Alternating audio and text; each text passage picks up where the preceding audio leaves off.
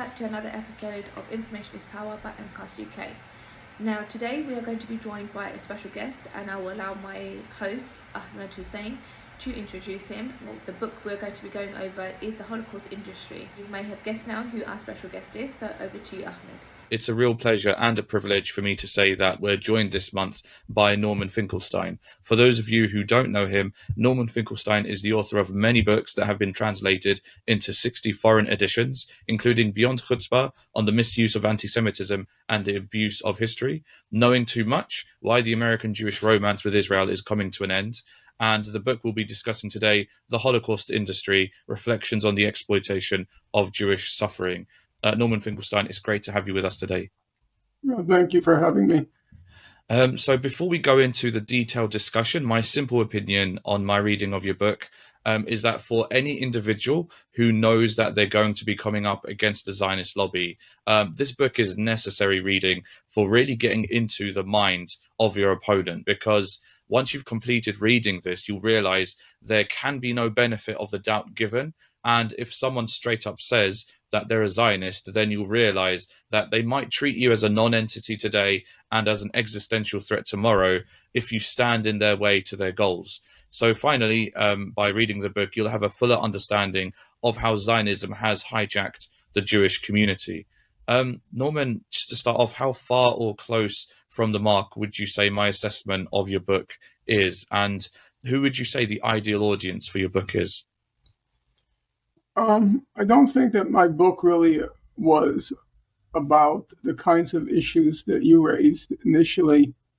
And the main purpose of the book was to express, I suppose you would say, disgust at the exploitation, both for political and financial motives, the exploitation of a genuine human tragedy, and beyond that, a tragedy for Jews in particular.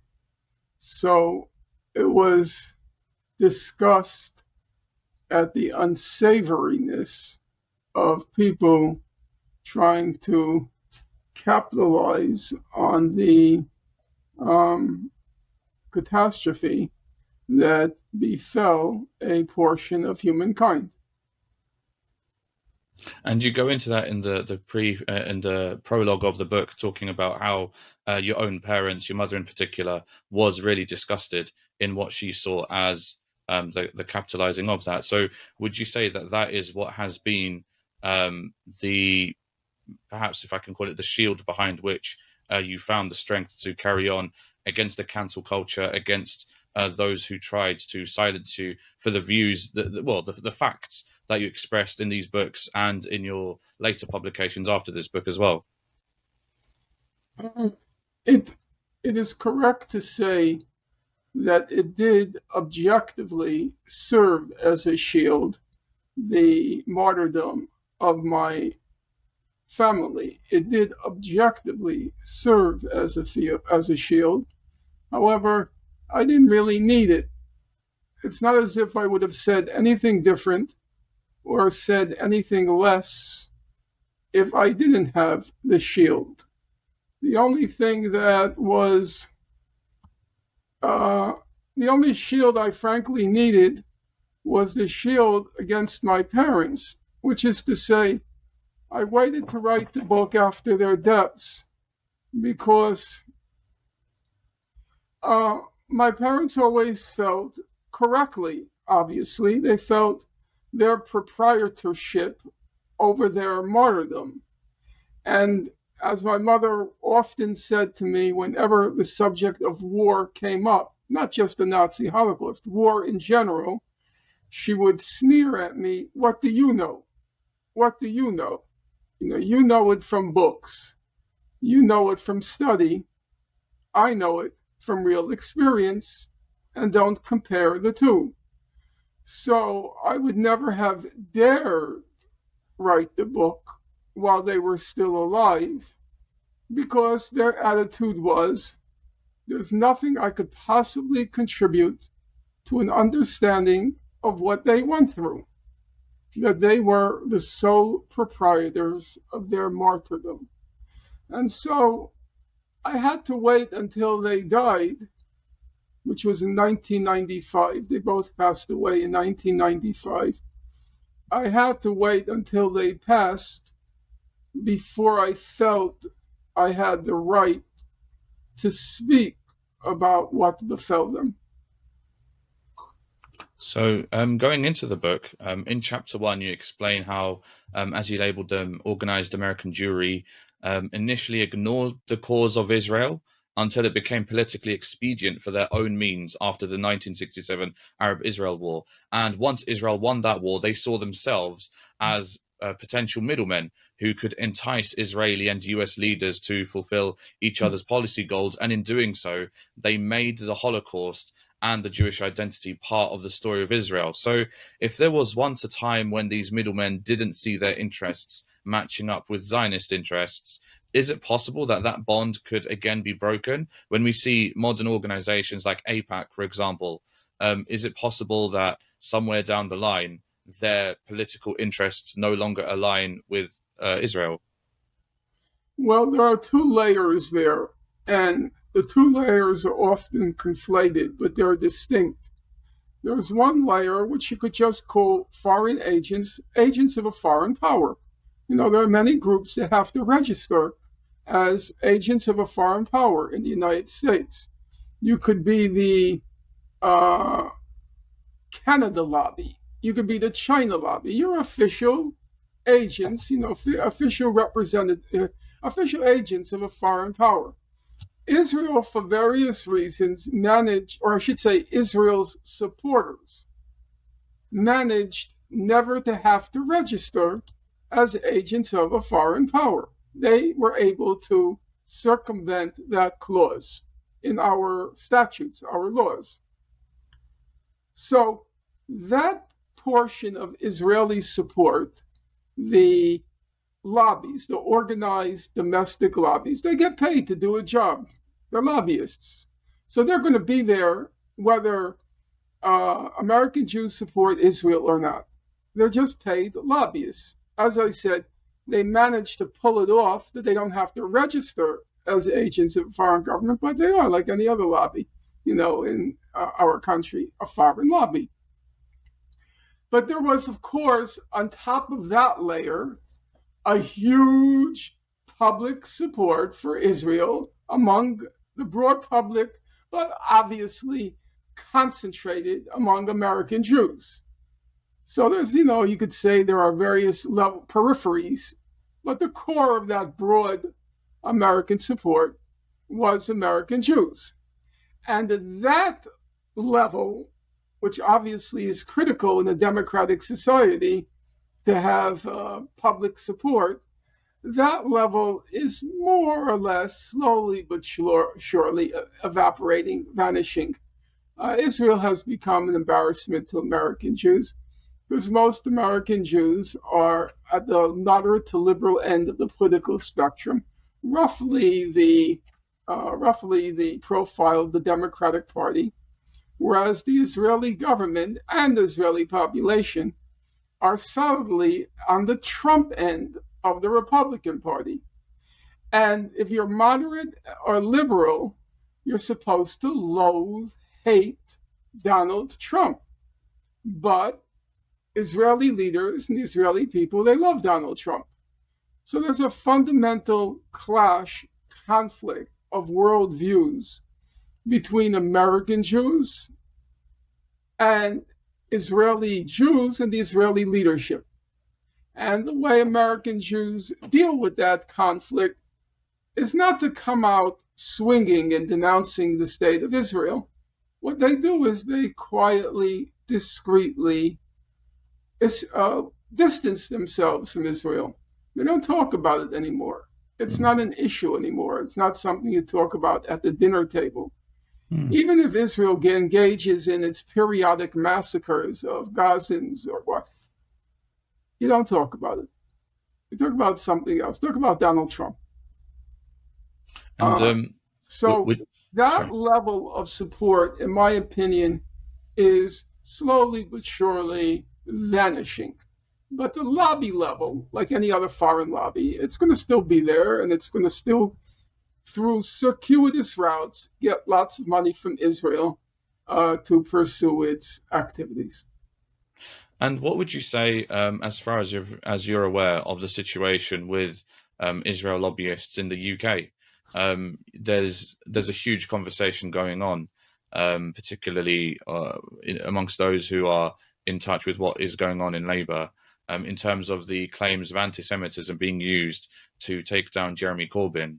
What are your thoughts on how the Zionist lobby made that happen in the UK? I followed it very closely. I followed it literally on a day-by-day basis. I have British friends, in particular Jamie Stern-Miner, Deborah Maccabee. I had some contact, I think, I don't really remember now, with Jeremy Corbyn's biographer. So I followed it. The fact of the matter is, and I said it from the very beginning, I knew what was going to happen. The British Jews who didn't like Jeremy Corbyn because of his criticism of Israel, they weaponized the charge of anti-Semitism, and they colluded, collaborated all levels of the British Jewish leadership.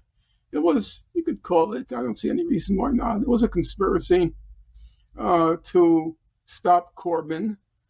And then that was the British jury. Now, British jury, it's not like American jury. It's not so powerful. Okay. It's not so powerful. If it had been confined to them, British Jews, it would have had an impact, in my opinion, not a particularly significant one, unless you follow Jewish affairs in the UK. But then what happened was the British elite decided we got a great thing here. We can use the anti-Semitism allegation against the Labour Party, and Corbyn eventually was targeting Corbyn personally as being an anti-Semite. Originally, it was said that he was not sensitive to anti-Semitic members of the Labour Party, but then it got inflated to Corbyn himself being an anti-Semite.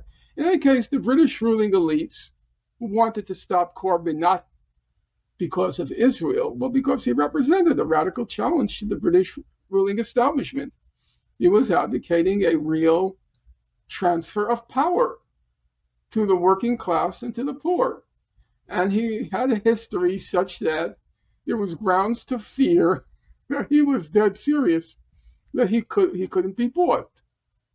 And so the whole British ruling elite, from in the media, from The Guardian to The Telegraph, from Sky News to BBC, from the Tories straight through to the leadership of the Labour Party, which loathed Jeremy Corbyn, the whole ruling elite united around the anti-Semitism charge to stop Jeremy. So you have to see it again as two layers. It began with the British Jews, their organizations, and they wanted to stop him because of his opinions on Israel. But then the range or the spectrum behind this allegation expanded to include the whole ruling elite, as manifested most vividly in the media when whole hog. But having said that, having acknowledged that, we have to bear in mind that all the evidence to date shows, and there is quite a lot of evidence at this point, it was not the anti-Semitism charge that stopped Corbyn. It was the catastrophe over Brexit, where Corbyn, the Labour Party divided between the hacks and the establishment, which really wanted to destroy Corbyn's candidacy by dividing it over the issue of Brexit. dividing the Labour Party. So the whole thing became a complete fiasco because there was a referendum, a decision was made, and if you're a Democrat, you have to honor that decision. And Jeremy Corbyn himself would have honored the decision, but it wasn't as if feelings were mixed, I don't believe. The Labour Party establishment realized if we can divide the party on Brexit, we could defeat Corbyn. And that's I'm glad I asked you that question. I fully agree with your assessment. So I think people like Asa, how do you pronounce his last Asa name? Winstanley, yeah. Winston, I think he's just completely wrong. Really? It was not the Israel lobby that destroyed Corbyn. It was Brexit. Now, if you ask me, did the Israel lobby play a role? Yes, it did play a role. But the exit polls and various other available evidence do not show that it was the anti-Semitism charge that undermined Corbyn. What did happen, and we have to have what you would call, I hate the word, but I'll use it, a nuanced picture of what happened. The fact that Jeremy Corbyn handled so poorly the anti-Semitism charge because he tried to appease people who couldn't be appeased. He tried to placate people who couldn't be placated. He tried to take seriously an allegation that was never meant seriously. Nobody seriously believed there was a problem with anti-Semitism in the Labour Party. It was just a fabricated charge to bring down the Corbyn wing of the party. And he kept conceding ground, and he came off as so weak-kneed and jelly-spined that there was polling data to indicate that his weakness as a leader undermined his candidacy. So in that respect, the anti-Semitism charge undermined the sense of Jeremy Corbyn being a strong leader, which the British wanted. Yeah. I mean, one of the things about Jeremy Corbyn is he happens to be a nice guy. Yeah. He's just a nice person. And you know the adage, nice guys finish last. Yeah. And he didn't have it in him to turn to Dame Margaret Hodge and say to her, what the F are you talking about, you bitch? Yeah. So to return to the book, You're just working for Israel. You didn't have it in him. I would have told her that. Yeah. There There were many around him who would have been happy to say on his behalf, but he was too nice to even do that, really. Yeah. To return to the book, in chapter 2, you demonstrate very clearly how, in the pursuit of creating a moral case for reparations, many Jewish and Zionist public figures outright lied about the Holocaust. But stating the lies wasn't enough. There was also a need to silence those like yourself who were exposing the lies. So I would say that you were one of those who had to deal with cancel culture before the term cancel culture even existed. And you go into this in some detail in your Substack site as well. So for contemporary activists and academics who have to go toe-to-toe with these same organizations and this same mindset, what would be your advice for weathering that storm? Well, times have changed. As I said, the broad public support for Israel has significantly, it's not evaporated, but significantly declined. And so nowadays, there is this lunatic Israel lobby, and they have to show results because that's why they get money. So how do you show results? You got this academic fired, you silence that academic, and that's how you report back.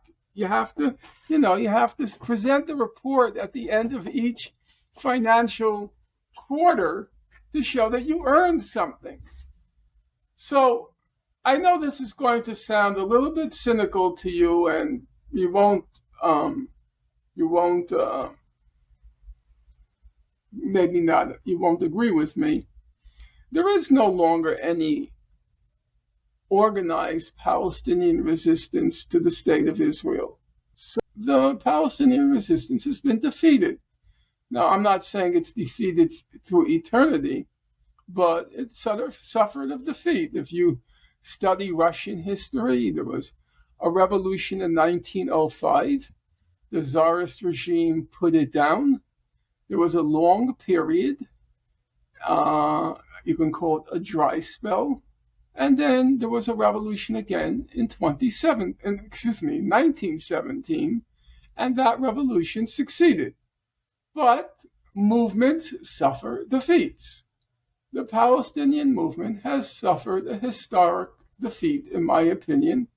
And so if there's no resistance there can't very well be much resistance here, meaning in the United States. Why do I bring this up? I bring it up because the Israel lobby here, it's a bureaucracy. They have to show results. So they pretend to be fighting a non-existent resistance. And so what you have now is, yes, they're getting all these laws passed against BDS at the local level, at the city level, at the state level. Yes, they're getting all these laws passed, and it's a bad thing. No question about that. And then they go after this or that professor. But usually the professors win nowadays. They usually win because the departments stand behind them and administrators stand behind them because the cause has support for it, has largely evaporated on college campuses. So support for Israel. Yeah. So professors in the department, they take a stand. Administrators take a stand. In my day, it was very different. It was first, everybody was terrified of taking a stand against Israel. But now, I don't see any major victories for the Israeli side on college campuses. If you stand firm, you have not done anything wrong. I mean, most, let's say, Palestinian professors, they're very careful not to say anything completely outrageous. And then they want tenure. They're professionals. They do what you need to do. So for clarity, you had one case. What's his name? David Miller. David Miller. Yeah. The David Miller case. I followed it. I read all the arguments. I think David is a little bit over the top, my opinion. But okay, you're allowed to be over the top, so long as you abide by, so to speak, the contractual rules. So he lost. Is that correct? He lost his tenure. Yeah. See, a lot of these things, as I said, there's no real threat anymore from the Palestinian side. These are people who get rid of David Miller, and then they get to write that in their quarterly report to their superiors in order to get more money, to get financing. It's just a business. The cause itself is pretty dead, I think. So for clarity, what would you say was the loss that has led to the dry spell, as you call it, of the Palestinian resistance? What was the huge loss that the Palestinian resistance has suffered? I think it's a combination of factors. They always had a lousy leadership, corrupt, stupid. People like Edward Said tried to tell them, you have to reach public opinion in the West. This is how our society works. And he was one of a few who was really trying to reach public opinion. But the leadership was totally corrupt. Too much oil money in the 1970s. And they became the playthings of the Saudis because Saudis were financing it and they were giving them a lot of money. And money corrupts. Bad leadership. Number two, the Palestinian struggle ceased to have the kind of moral salience and resonance as the whole Islamic Arab world imploded. So there was a period where the Palestinian suffering embodied, so to speak, all of human suffering. But then you had Iraq, then you had then you had Syria, then you had Libya, then you had Yemen, then you had Egypt. The whole Arab world imploded. The suffering was on an unimaginable scale. And so the suffering of the Palestinians no longer had that uniqueness. There were too many people suffering. It was the whole Arab world. Gaza was horrible, is horrible, but is it worse than Yemen? I'm not sure. Is it worse than Syria? I'm not sure. Is it worse than Libya now? I'm not sure. So there was its moral salience or resonance was drastically reduced. And then there was the realignment of the Arab world, where many of the Arab states, or certain of the Arab Gulf states, decided that Iran was a bigger enemy than Israel. And so then Abraham Accords. The Abraham Accords was the first step, yeah. But obviously the big question was Saudi. So that too diminished the Palestinian cause. And then the overarching factor, as always, is the people themselves. The Palestinians gave their all for decades. And what did they get for it? They got this thing called Oslo, which put in power a typical Arab government without a state. The Palestinian Authority is a typical corrupt, rotten government, but without a state. They never got the state. They just got the Arab government, but they never got the Arab state. And they put into power a ruthless and quite effective Palestinian security police, which does its job well. So to continue with let me just finish. No problem in apologizing. Just let me finish the thought. And so the Palestinian, because all they got was the corruption and the ruthless repression by Palestinians, the Palestinian security forces, they despaired of politics. They gave up on politics. There's no collective struggle in Palestine anymore. It's every man for himself. Occasionally, there's a sporadic outburst of violence. The security forces go into operation, the Palestinian security forces, and it's repressed. And there'll be another sporadic outburst, and they'll be repressed, because without organization and leadership, nothing can last more than a few days, maybe a week, without the organization and leadership, and also without the people. You need the people. The people could stop the security forces. The whole security system, if you watch the first Intifada, where I was there in 1988, the whole Israeli had lots of collaborators back then. The whole collaborator thing collapsed because everybody knew who the collaborators were, and word was sent, you better cut it out. But without the support of the people, organized support, the Palestinian security forces are very effective. But if you were to ask me on balance, I don't think it's the repression that defeated the Palestinians. It was the cynicism that set in after all those years of struggle.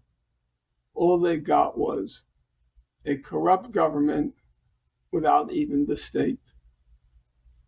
So, to continue the metaphor of the dry spell, are there any clouds on the horizon that you can see? So, as with the Russian Revolution, there was a long dry spell of about a decade. No, not yet. Okay. Not yet. I don't see it. Not yet. I think what you have now is sporadic outbursts of violence periodically, and there is public support for those carrying out the violence, which is a good thing, but there isn't yet what's critical. None of these things can change unless you have organization and leadership. It's impossible. To sustain the demands for Yes, change. you have to. Change is not overnight. It's a protracted struggle, and you need organizations in place which will mobilize masses of people, but also mobilize them for what? You need a smart leadership. You need people to figure out, okay, what are going to be our goals? What's our short-term goals? What are our long-term goals? One of the complete idiocies of BDS, and there were many idiocies of BDS, they just chanted BDS, BDS. There was no attempt to understand a particular moment in the struggle, where to direct your energies, what should be the demand. Those are complicated questions. What should be the demand? Where should we direct our attention right now? I felt for the longest time that Israel's weakest link was the blockade of Gaza, and attention should have been focused on that. But I'm not saying I necessarily had the right answer, but the fact is, you have to have a leadership which is capable of assessing a political moment. Moments change, they change. Assess a political moment and decide what is the best strategy and tactic at this particular moment. What should we be doing? But BDS thought it had a magical formula like abracadabra or open sesame. You just keep chanting a slogan until it works. No, politics is a lot more complicated than that. And there was never a leadership. So in terms of taking charge of a moment, that brings me back to the final point of the book. What I took from your concluding chapter was that being blind to the Holocaust industry, as you called it, means being blind to the general manipulation of one's perception of the US's hegemony. It's impossible to be against US imperialism without also acknowledging the part that is played by the Zionists, who will do anything to entrench their power in the US and Israeli establishments. And the danger that a willful blindness creates is for injustices to continue and for the global victims of that injustice to form a reactionary stigma against individuals or organizations or entire communities that seem to be increasing wealth or power at the victim's expense. You mentioned it, particularly about the Swiss, when these organizations try to leverage reparations from Swiss banks. Anti-Semitism, or at least anti-Semitic attitudes in Switzerland increased. So the book's final line is, "The noblest gesture for those who perished is to preserve their memory, learn from their suffering, and then finally rest in peace." So my final question to you is the Zionist lobby capable of such a noble gesture, or will they continue to inflame anti-Semitism in order to score their political points? Right now, as we speak, there's a major campaign by Israel and its agents, its foreign agents, to push through what's called IHRA, I-H-R-A, the International Holocaust Remembrance Association definition of anti-Semitism. Now, the definition is, it doesn't even rate being called idiotic. It's not even moronic. It's nothing. They don't care about the definition. They care about what's called the examples of anti-Semitism. And these examples of anti-Semitism are clearly designed to insulate Israel from criticism. And this IHRA juggernaut has made a lot of headway. You cannot believe how many institutions have now been forced to adopt this definition. And the main battleground now, we just had a battle in the United States as to whether Biden would adopt the definition. He mostly did, but not entirely. And now the new main battleground is the United Nations. Will the UN officially adopt the definition? Looks like they probably will, but there's some room to fight back. The best authority anywhere on this planet or in this galaxy or in this universe is a fellow named Jamie Stern-Weiner, who, as part of his doctoral dissertation, which he just completed, documented this. This is not Jamie's word, it's mine. This conspiracy to force the definition on various institutions, which, as I said, the purpose is not the definition, which is below moronic, but the examples of so-called anti-Semitism in order to insulate Israel from criticism. And I would suggest you have him on and let him talk about it. He'll go through everything. If you can introduce us, that would be amazing. Just shoot me an email and I'll forward it. Okay, I think we're set.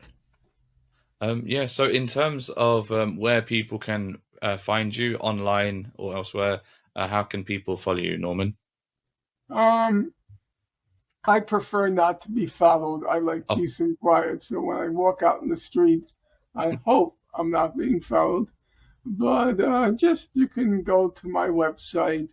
I don't know anything about the web, but some young people, Nate Gaudier, Stephen Wallace, they were kind enough to bring me up to date to the 21st century. I rather prefer the end of the 19th century. So they set up TikTok, Substack, Twitter. I don't know what any of this is. Okay. So you can follow me. And in terms of your book coming out? I'm not writing anymore. I just finished the book and I'm done writing books. It's too mentally tormenting for me to have to think through so many things in my tiny little brain. So I'm done with writing books. Well, it was a great opportunity to speak with you, Norman. Now you've had all the knowledge, and I hope you enjoyed having Norman Finkelstein as our guest today. Now I want you to go away, read this book, the information that it can give us, how we can better the situation for the Palestinian people. And if there's anything we can take away from this book, from Norman Finkelstein, and last month's book from Asa Winstanley, it's that it's going to be a collection of ideas that come together, that we must group together in unification for the freedom, justice and equality of the Palestinian people. Do join us again for next month's book, Inescapable Questions by Elijah Izetbegovic, the president of the time of the Bosnian War. We'll be going over the Srebrenica massacre, so do join us, inshallah, in July. Take care.